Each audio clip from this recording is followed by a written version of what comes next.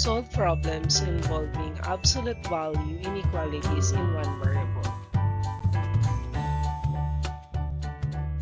What could be the problem-solving strategy? First, read and understand the problem. Second, identify the quantity being compared. Third, write an absolute value inequality. Fourth, solve the inequality. And then the last one, interpret the answer. What could be the phrase or mathematical symbol? If that is within, the symbol is less than or equal. If that is no more than, that is less than or equal. At most, that is less than or equal. Less than, so the symbol is less than.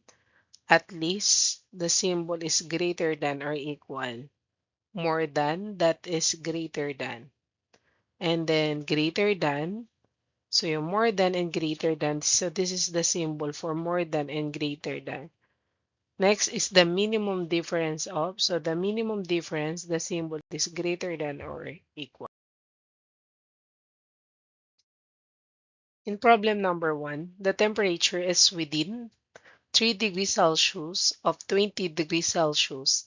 Write and solve an equality. So the given is of 20 degrees Celsius. So of 20 degrees Celsius. So that is absolute value of temperature minus 20. So this is within. So the symbol is less than 3. So it means this is t minus 20. If that is t minus 20, that is negative 3 and then positive 3. So t minus 20 is greater than negative 3 but less than 3. So it means first we have the value for t. So negative 3 plus 20, that is positive 17. So t is greater than 17, but 3 plus 20, that is 23. So t is greater than 17 but less than 23. So it means the temperature is between 70 degrees Celsius and 23 degrees Celsius. A vehicle's speed differs from 60 km per hour by no more than 5 km per hour. So the symbol for the speed is S from 60 km per hour. So S minus 60, no more than, that is less than or equal to 5. So we have negative 5 and positive 5. So S minus 60 is greater than negative 5 but less than or equal to 5. So S, so negative 5 plus 60, that is 55. So x is greater than or equal to 55, and then 5 plus 60 is 65. So s is greater than or equal to 55 but less than or equal to 65. So it means the speed must be between 55 kilometers per hour and 65 kilometers per hour. Number 3, a student score with 4 points of 90. So, points of 90. So, absolute value of x minus 90 within, that is less than or equal to 4. First, x minus 90, so that is negative 4 and positive 4. So, x minus 90 is greater than or equal to negative 4 but less than or equal to 4. So negative 90, change the sign. So negative 4 plus 90, that is 86. And then 4 plus 90, that is 94. So x is greater than or equal to negative 4 plus 90 is 86. 4 plus 90, that is 94. So it means possible scores range from 86 to 94. A machine part must be within 0.5 centimeter of 10 centimeter. So absolute value of x minus 10 within, that is less than or equal to 0.5.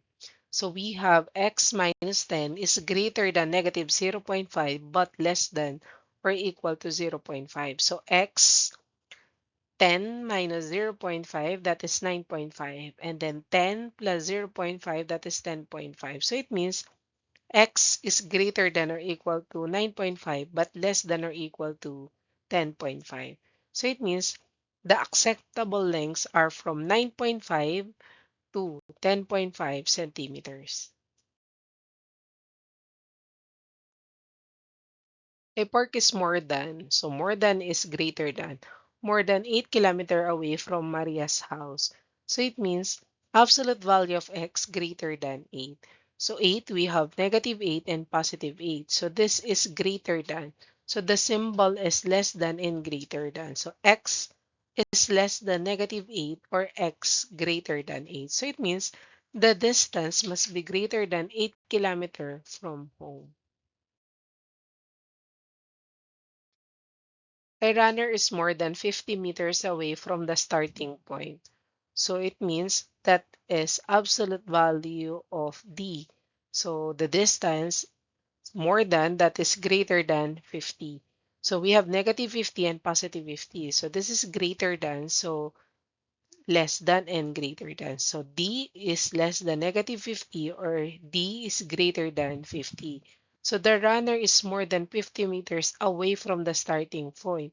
So the starting point, so pipiliin natin yung positive. So D is greater than 50. It means the runner is more than 50 meters from the start.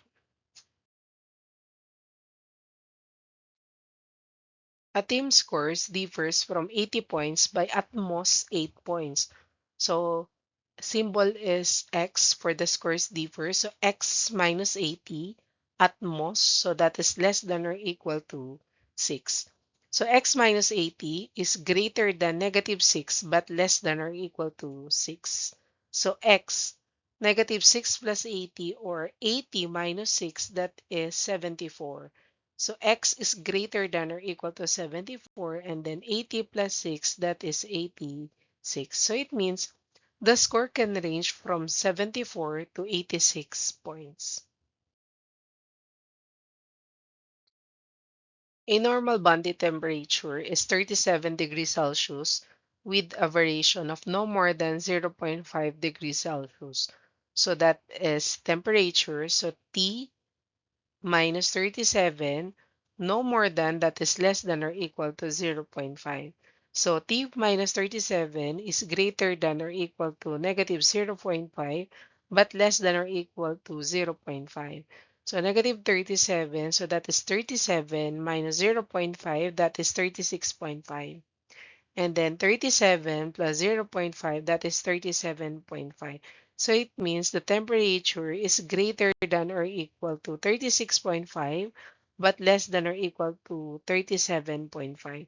So it means the temperature must be between 36.5 degrees Celsius and 37.5 degrees Celsius.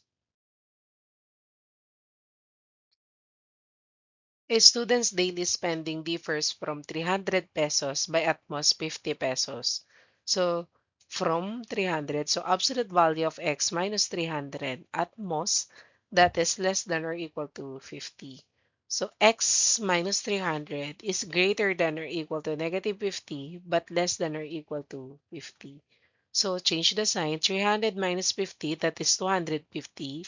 300 plus 50, that is 350. So, it means x is greater than or equal to 250 but less than or equal to 350. It means the student may spend between 250 pesos and 350 pesos. Let us summarize in an absolute value inequality rules.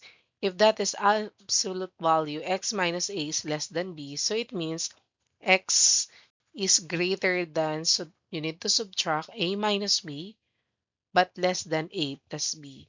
If that is absolute value of x minus a is less than or equal to b, so parehas lang siya ng less than and then less than or equal.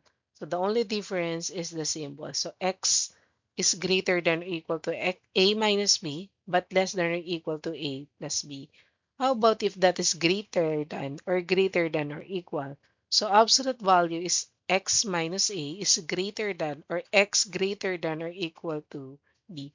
So it means if that is the case, so palabas yung ating drawing ng inequality. So x is less than a minus b, or x is greater than a plus b. Or if that is greater than or equal, so same, the only difference is the symbol. X is less than or equal to a minus b, or x is greater than or equal to a plus b.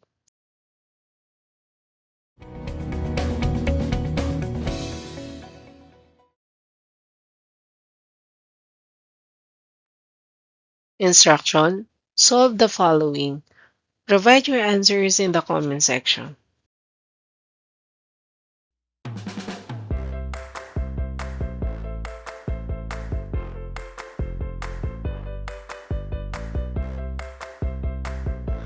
Enjoy learning mathematics. I'm Teresa Tubal. Thank you so much.